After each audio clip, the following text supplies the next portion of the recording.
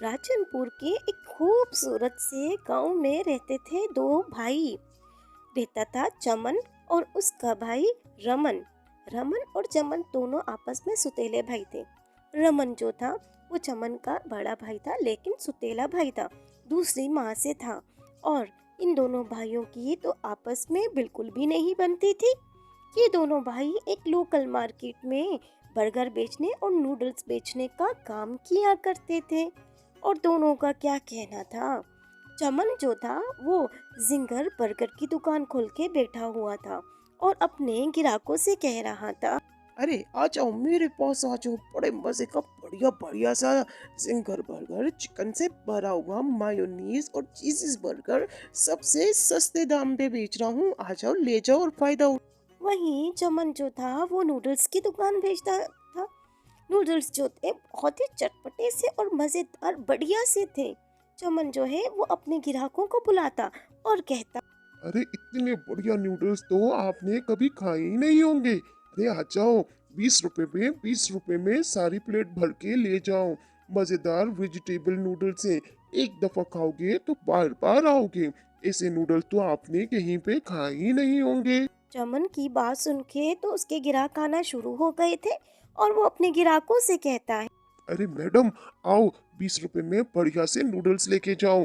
दोनों खा लोगे, मजे मजे के नूडल्स से रुपए में एक प्लेट मिलेगी और दोनों आप लोग सी बहने मजे से बड़े बड़े मजे से खा लेंगी। भर के प्लेट दूंगा मैं आपको। मैडम इधर देखिए इधर देखिए, ये मेरा बर्गर देखें कितना बड़े साइज का बर्गर के। एक बर्गर से आप दोनों का पेट भर जाएगा और बहुत ही मजेदार बढ़िया बढ़िया फ्रेश सा है। अरे उसके नूडल्स के ऊपर कहाँ जा रहे हो, गंदे नूडल्स बना के बेच रहा है और कोई मजा भी नहीं है। वेजिटेबल तो सड़े हुए डाल रहा है। आके देखें तो सही, मेरा मेरा बर्गर देखें, बढ़िया सा चिकन बर्गर है। एक दफा खाएंगे तो आप बार बार मेरे पास ही आएंगे। ये देखिए, इसके अंदर तो मैंने मायोनीज भी डाला और चीज़ी बर्गर है। बहुत सस्ते में दे रहा हूँ। 200 रुपये में ये बर्गर लेके जाएं और पेट भर के खाएं। चले चले आ जाए देता हूँ मैं आपको। चमन जो है वो रमन की सारी बातें सुन के बहुत ज्यादा ही नाराज हो जाता है और गुस्से से रमन के पास आता है, उसे कहता है। अरे क्या हो गया है तुम्हें? तुम तो मेरे दुश्मन बने फिर रहे हो। हाँ, तुम क्या जब देखो मेरे बीच में आ जाते हो? जरूरी था जहाँ मैं नूडल्स लगा रहा हूँ वहां तुम बर्गर लगाओ? तुम्हें और कोई जगह नजर नहीं आई है? तुम्हें सिर्फ यही मार्केट नजर आई है? हाँ हाँ, बस सुतेले हो ना, इसलिए बदला ले रहे हो मुझसे। अरे बात सुनो भाई, अरे तुम मुझे क्यों इतना ज्यादा इस तरह की बातें कर रहे हो? हाँ, मेरा बर्गर तो बहुत ही अच्छा है, जिंगर बर्गर। तुम अपनी इस सड़ी गली बली जो नूडल्स है ना, उस दुकान को कहीं जाके कचरेदान में फेंको। ठीक है, सुतेले हो सुतेले ही रहो। मेरा अपना बनने की, मेरे पे रोब झाड़ने की जरूरत नहीं है। समझ आई? मेरा बर्गर बढ़िया है, तुमसे ज्यादा चलता है, इसलिए बीच में मत आया करो। ये सारी बातें सुन के तो दोनों भाई आपस में एक अपनी जानिब तो दूसरा अपनी जानिब चलता गया। दोनों को तो फिक्र नहीं थी, जैसे एक दूसरे के दुश्मन बने फिर रहे थे। नूडल्स और बर्गर के बीच में भला कौन जीतेगा ये तो हम आगे देखेंगे। इतने में रमन की जो पत्नी है वो आती है, वो रमन से कहती। अरे क्या हो गया है, आज तो मूड बिल्कुल भी ठीक नहीं लग रहा है। क्या हो गया है, कुछ बिक्री विक्री नहीं हुई है क्या? नूडल्स नहीं बिके? अरे हाँ भाग्यवान, बिल्कुल भी नहीं बिके हैं। वो मेरा भाई है ना चमन, वो आ गया है बीच में मार्केट में अपने बर्गर लेके। सस्ते में बर्गर दे रहा था और मेरे सारे ग्राहकों को अपनी तरफ कर रहा था। अब भला मैं क्या करता? इस तरीके से मेरे तो कोई नूडल्स बिके ही नहीं। मुझे तो समझ में नहीं आ रही है, इसको मैं कैसे निकालूं अपने रास्ते से। मैं तो उसका कत्ल कर दूंगा। अरे नहीं नहीं, उस मोटे को मार के उल्टा तुम्हारे पुलिस के हवाले ही होगे। उस मोटे में रखा ही क्या है, उस मोटे को मारने से कुछ भी नहीं होगा। एक काम करो, मैं तुम्हें एक आइडिया दे रही हूँ। जब भी वो बर्गर बेचे तो तुम्हारा क्या काम है पता है? अपने नूडल्स को थोड़ा कम कर दे, थोड़े कम दाम में बेचे, फिर उसका बर्गर कोई लेगा ही नहीं। सस्ता समझ के हर कोई आपकी तरफ आएगा और आपके सारे नूडल्स लेके चला जाएगा। लेकिन घाटे का तो सौदा है, लेकिन बढ़िया सौदा है। देखना, इससे वो मोटे का बदला भी आपका हो जाएगा। वो मोटा तो बिल्कुल खुश होके रह जाएगा। ठीक है? अरे भाग्यवान, क्या बात है! अरे मेरी बेगम इतनी ज्यादा समझदार कब से हो गई है? ये बात तो तुमने बिल्कुल बढ़िया बोली है। उसे मार के मेरे में क्या होगा? सीधा जेल में चला जाऊंगा अरे हाँ, मेरा भाई ये सुतेला है, क्या करूं? मेरे को तो जायदाद में हिस्सा भी चाहिए, इसलिए थोड़ा बहुत लिहाज कर देता हूँ। चलो ठीक है, जैसा तुम कहती हो मैं बिल्कुल सेम वैसा ही करूँगा अब तो। दूसरी जानिब तो चमन की पत्नी आती है और चमन से कहती है, सुनिए चमन जी, क्या हो गया है? आज थोड़े बहुत पैसे मुझे चाहिए।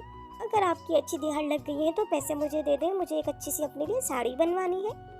चलें ठीक है, सिर्फ और सिर्फ 300 रुपये चाहिए। अच्छी मखमल की साड़ी लूंगी, सर्दी आ रही है। अरे बाकीमान, क्या कहती हो तुम?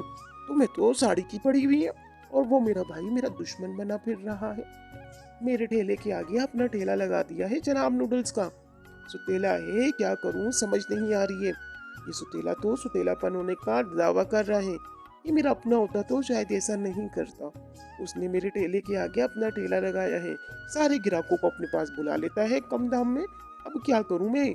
मुझे तो कुछ समझ नहीं आ रही। मेरा धंधा तो ऐसे बिल्कुल बंद ही हो जाएगा और मैं घर में कुछ ज्यादा पैसे भी ना ला सकूंगा। क्या करूं? देखो, करना तुमने कुछ भी नहीं है, जो मैं कहती हूँ वो करें, ठीक है? आपने पता है क्या करना है? जैसे ही वो अपना ठेला खोले, आपने पहले से ही ठेले के दाम कम कर देने हैं। जितने कम में आप अपना जिंगर बेचोगे, उतना ही आपका फायदा होगा और हमारा जिंगर जो है वो उस नूडल से जीत जाएगा, ठीक है? दोनों का चैलेंज यही है कि आपने थोड़ा कम दाम में बेचना है, ठीक है? मैं क्या कहना चाह रही हूँ, आपकी बात समझ में आ रही है या फिर सर से गुजर रही है? इतने तो मोटे हैं आप। इतने में क्या होता है कि चमन को एक गली पे पार आके बहुत ही मारने लग जाता है। इतना मारता है कि मार मार के बुरा रमन जो है उससे बिल्कुल रहा नहीं जाता है। जो बंदा उसके भाई की पिटाई कर रहा था, रमन अचानक से आता है और वो उस चोर की खूब पिटाई करता है। इतना मारता है कि अपने भाई का बदला ले लेता है। ये सब कुछ देख के तो रमन जो है बहुत ज्यादा अफसरदा हो जाता है और अपने किए पे बहुत ही शर्मिंदा होता है। चमन जो है वो उस चोर से कहता है, चाहे कुछ भी हो, हम दोनों भाई में जितने भी इख्तलाफात क्यों ना हो, लेकिन वो मेरा भाई है, भाई छोटा भाई है मेरा। सुतेला है तो क्या हुआ? मैं उसे इस तरह से पिटता हुआ मरता हुआ नहीं देख सकता हूँ, ना छोड़ सकता हूँ। आँख नहीं तो और मारूंगा। वो चोर ये सारी बातें सुन के वहाँ से चल दिया फिरता है ताकि रमन और चमन उससे मिलके मार ना दे। इतने में दोनों भाई आपस में एक दूसरे से बात करते हैं। रमन जो है वो चमन से कहता है, अरे तुम ठीक तो हो? तुम्हें चोट तो नहीं लगी है ना?